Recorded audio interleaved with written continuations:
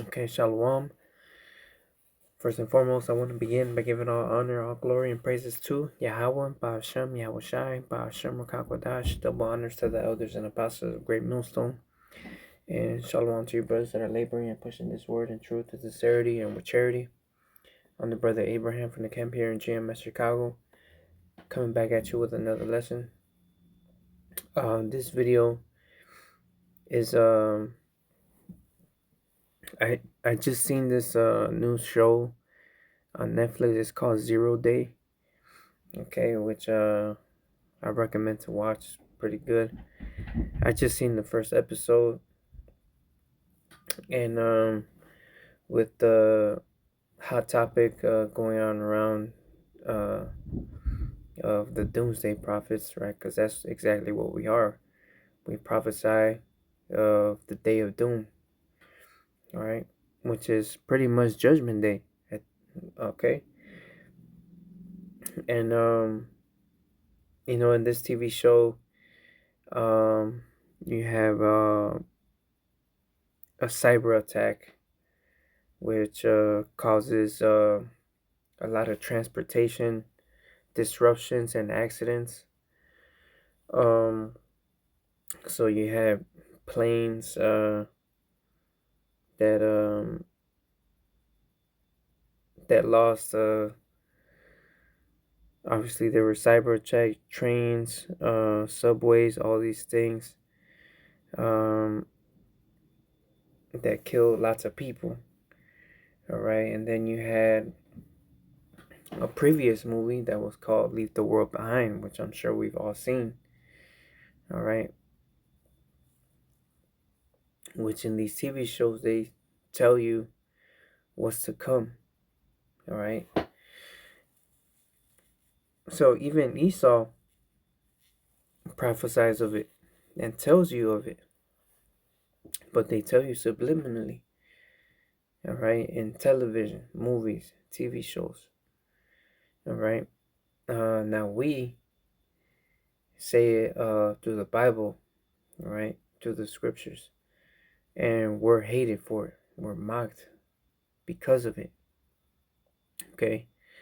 But this goes to show you that in any event, in any day, uh, this is all that it's gonna take for them to like we say all the time, order out of chaos. And after this first episode, I think I'm still trying to like understand and figure out uh what's gonna happen next, but obviously order out of chaos. We have to figure out who did this, and by doing this, we have to pretty much invade people's houses. All right, and they're like, this is necessary to figure out who did this, right? When you had 9/11, they introduced the Patriot Act, which is pretty much them giving them clearance to spy on you. All right, and this is no different. And you have the global elites who tell us that we will own nothing and be happy. All right, and this is pretty much what we're heading into. All right, is a new transition of system, right? And there's gonna be a cyber system, all right, where pretty much a surveillance state where everything's gonna be monitored, all right. And then that's when ultimately the mark of the beast is gonna be implemented. Okay. Um.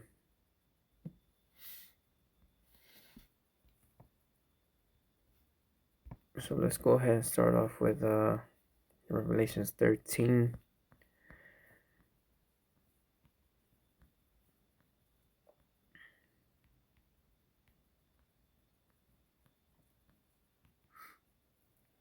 And 14, it says, and deceiveth them that dwell on the earth by the means of those miracles which he had power to do in the sight of the beast, saying to them that dwell on the earth, that they should make an image to the beast, which had the wound by a sword and did live. Now, who is this beast? All right, the Roman Empire. The Roman Empire, all right, fell. That's the wound. Okay, but it still lived. How did it live? It revived under the disguise of America. All right, this is the same beast in Daniel, the 7th chapter, the fourth beast, right? That was diverse in the rest. It says, and he had power to give life unto the image of the beast, that the image of the beast should both speak and cause that as many as will not worship the image of the beast should be killed. Right? So let's go into that word image. I believe it says likeness.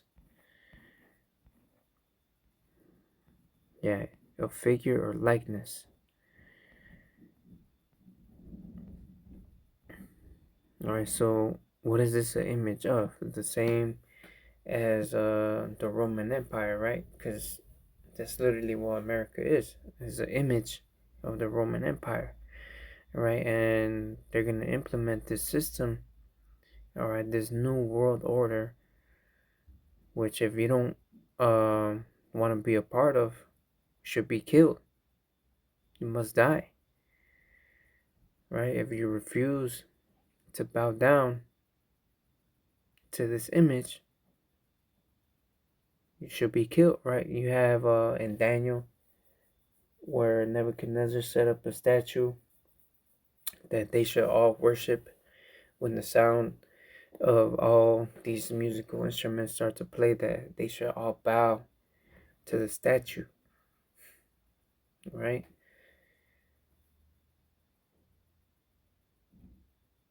And as it says in the book of Romans, I have reserved unto me 7,000 men who have not bowed down to the image of Baal. All right, so you're going to have the elect of Israel that are not going to bow down to this system. All right, and some men are going to be killed for that reason, as the scriptures say. Right, that some of us shall be beheaded for the names of Yahweh Bashem Yahushai.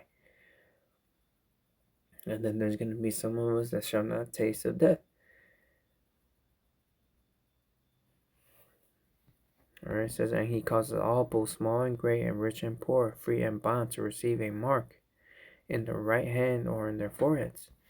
Right? That's a branding. You're going to be branded by the ownership of Esau. That's going to be the mark. And which that's going to be that chip. You belong to him. And these people are going to take it. They're going to be deceived into taking it, or they're just going to subject themselves into taking it for fear. Alright, it says, and that no man might buy or sell save he that had the mark or the name of the beast or the number of his name. Right? And here is wisdom. Let him that understandeth, that hath understanding, count the number of the beast, for it is the number of a man. And his number is 666. And when you go into that, in the interlinear, it goes into Chi Psi Stigma. Right? Which is the same thing as that branding. How are you going to get branded? By taking the chip. And that seals your fate. That's it. You're going to be destroyed, man. That's going to be your fate if you take that chip, man. Alright, so these are troublous times that we're coming into, man. And it's going to come as a thief in the night to these people. Alright, Jeremiah 30:6. Ask ye now and see whether a man does travail with child. Wherefore do I see every man with his hands on his loins as a woman in travail, and all faces are turned into paleness. Alright, because everybody's going to be afraid and scared. I'm going to read it in the NLT in verse 7. It says, in all history there has never been such a time of terror. It will be a time of trouble for my people Israel, yet in the end they will be saved. And only the elect will make it out of here. All right. And the rest of the 2/3 of the people of Israel that did not make it on this side will return in the kingdom of heaven. Okay. Through the elect, through the 1/3. Okay. Now let's get the precept to that in Daniel, the 12th chapter, in the first verse. Let me read the NLT. It says, "At that time, Michael the archangel, who stands guard over your nation, will arise. Then will be a time of anguish greater than any since nations first came into existence. But at that time, every one of your people whose name is written in the book will be rescued." And again, that's the elect. Their names are written in the book of life. They will be rescued. Okay?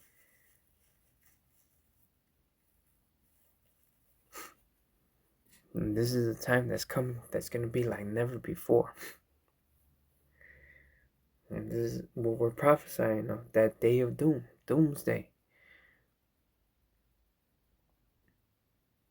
And it will happen, man. Like the Apostle Tahar said, we're coming down to months to this thing, man. Whether it be a year, 2, 3, we're at the doors. And the prophets have done their job. All right, so I'm gonna leave you with Amos 5.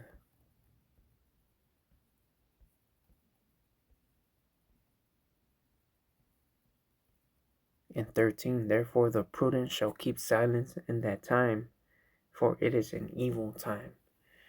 All right, so we did our job. All right, the hand of the Lord was extended out, but everybody refused it. So now when this time comes, it's going to be taken away, pulled away. All right, so I'm going to go ahead and end it there. Lord willing, this video was edifying. As always, our honor, glory, and praises goes to Yahweh, by Hashem, Yahweh Shai, by Hashem, Rakakwadash, double honors to the elders and apostles of the great millstone. Until the next time, Shalom.